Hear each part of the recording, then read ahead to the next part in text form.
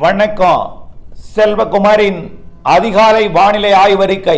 அதிகாரப்பூர்வ வானிலை அறிக்கைக்கு இந்திய வானிலை ஆராய்ச்சித்துறை அறிக்கையை பார்க்கவும். 2025 நவம்பர் 1 சனிக்கிழமை அதிகாலை நிலவர வானிலை பதிவு.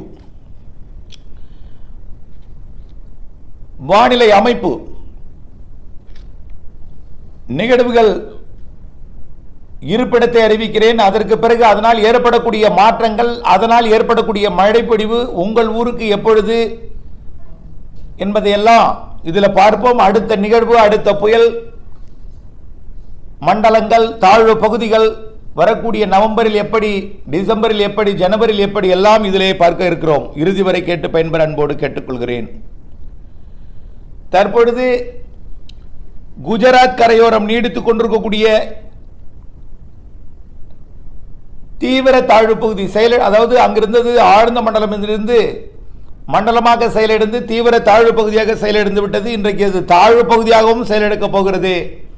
இன்றைக்கு அது குஜராத் கரையை கடந்து உள்ளே போய் முற்றிலுமாக செயலிழக்க இருக்கிறது. நாம் எதிர்பார்த்தது நவம்பர் 1ஆம் தேதி. இன்றைக்குத்தான் அந்த தேதி. இந்த தேதியில் அது செயலிழக்கப் போகிறது உள்ளே போய்.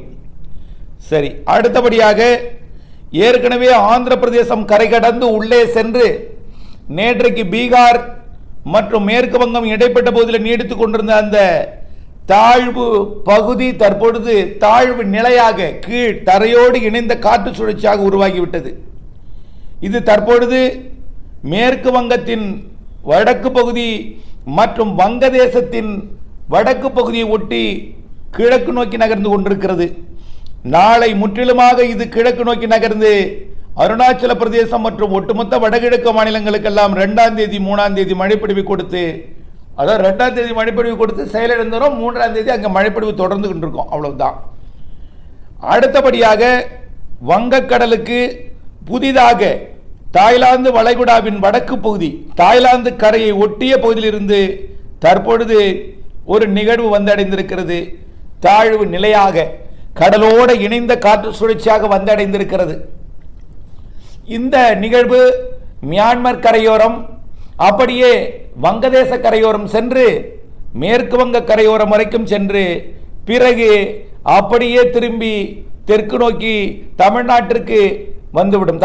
தமிழ்நாட்டை கடப்பதற்காக அல்ல, தமிழ்நாட்டை ஒட்டிய வங்க கடற்பகுதிக்கு, அதாவது தென்மேற்கு வங்கக்கடல் மற்றும் தெற்கு மத்திய வங்கக்கடல் பகுதியை நோக்கி திரும்பி வந்துவிடும்.